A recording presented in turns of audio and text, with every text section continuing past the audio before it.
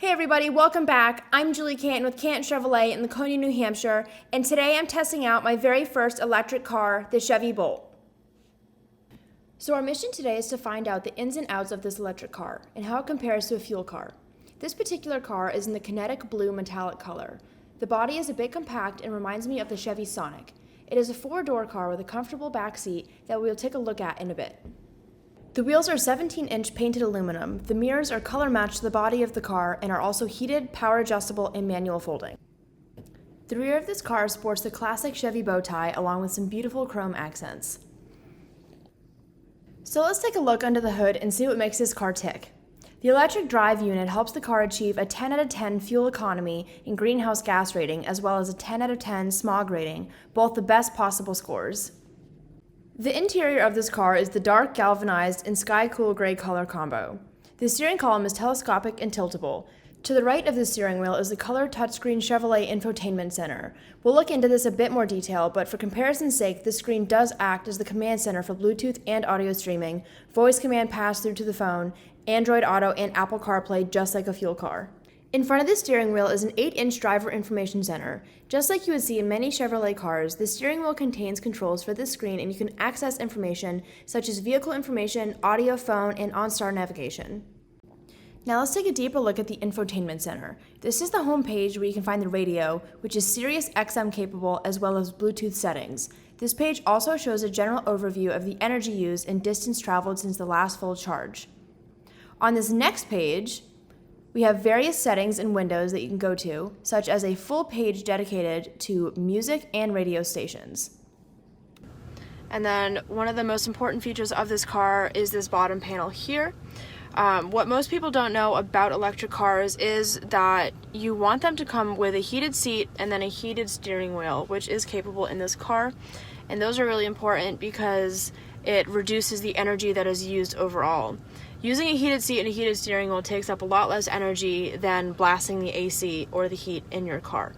So that's a really nice feature in this vehicle.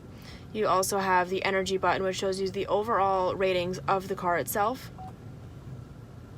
And so first we have the flow of the car. This shows the actual battery that is placed in the bottom of the vehicle. It shows us how much of the battery we have used so far. And when you're moving, it shows the flow of energy happening. And then next we have charging ports. So with this car, you can do an immediate charge. So when you plug it in your power cord, it immediately starts charging.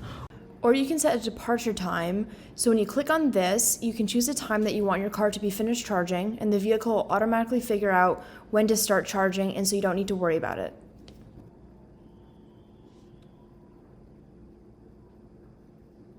Here we have a charging station. This particular station is at the Granite State Credit Union in Tilton, New Hampshire, and is free for anyone to use. It's as easy as getting out of your car and attaching the charging cable exactly as you would attach a gas hose. I was really surprised at how accessible a free charging station was in this area. Let's take a look at the charging options. This is the 110 or 220 volt charging port. This port works everywhere, your house or any charging station. The voltage depends on the voltage of the outlet or charging station, not the port. A 110 volt charge will give you a 2 to 5 miles in an hour, and a 220 volt charge will give you a full charge in about 9.5 hours. On a full charge, the Chevy Bolt has a range of about 200 miles depending on driving conditions. This lower charging port is called the DC fast charge. This port gives you 100 miles for 30 minutes of charging. On this screen, we see the different charging options that we just talked about. At the top, we see the option for the portable cord, which comes with the vehicle. You can change the amp output on this cord from the screen. You can also change what cord you are using from the screen. This is the portable cord. It's really easy to store and access, and most of the time you'll only need it for in-home charging, but it's nice to have with the vehicle in case of emergency or if you're staying somewhere other than home. This cord is the 110 volt, and there are no additional parts you need to purchase to charge your vehicle. There's also a charge cord theft alert, so you can download an app on your phone, and your phone will get a notification if anything becomes amiss. And so here we have information.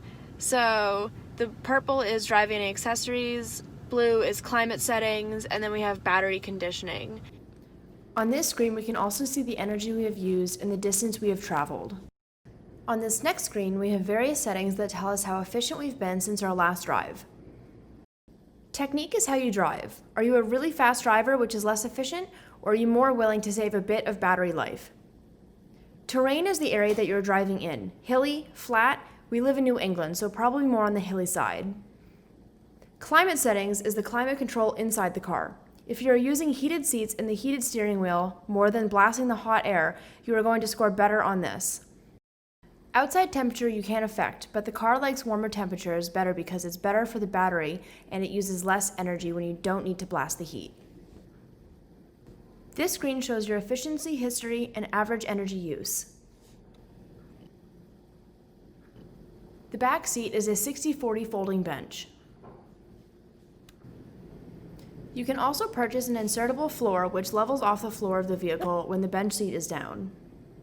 The Bolt has a few different packaging options that you can add, the first of which is the DC Fast Charging Provisions Comfort and Convenience Package, which includes an auto-dimming inside rearview mirror, heats front seats, and a leather-wrapped heated steering wheel. The Driver Confidence Package includes rear park assist, rear cross-traffic alert, and a lane changing alert with side blind zone alert, which we demonstrate in our video for the tracks. The final package option is the Driver Confidence 2 package, which includes headlamps which automatically switch between high and low beam, a following distance indicator, a forward collision alert, a lane keep assist with lane departure warning, automatic emergency braking, and front pedestrian braking. First few seconds of driving the Bolt, this car is incredibly quiet. I actually had to question if I turned it on correctly because it was just gliding right along. With this car, as you press down on the gas pedal, it's so smooth, you can feel the G-forces pulling you back. This is a smaller vehicle, but as you can tell, the roof is pretty high.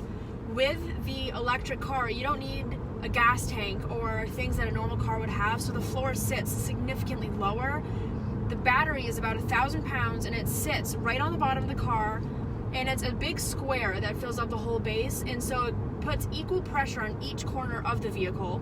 So this car obviously has a regular driving mode, just like any other car. You have your gas pedal, brake pedal, totally normal. It also has a feature exclusive to electric cars called low gear. So with low gear, it's on the gear shift, really simple to change. What it does is it essentially eliminates the need for you to use your brake pedal. And so I'll explain, or I'll show you when I come to the next stoplight. When you take your foot off the gas pedal, it's kind of like a golf cart. The car just comes to a natural stop on its own. And there's also a little brake pedal button on your steering wheel. So really accessible, really easy to use.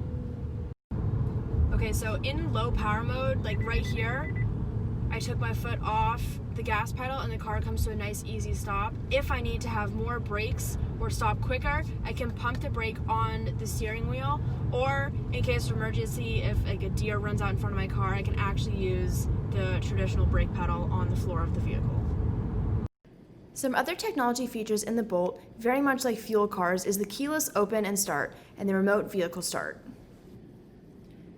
Thank you for joining me once again today. This is my first time driving an electric vehicle, and I assumed it would be difficult to adjust. But after taking it out on the road, I realized it was very similar to a fuel car, and its new features were easy to learn.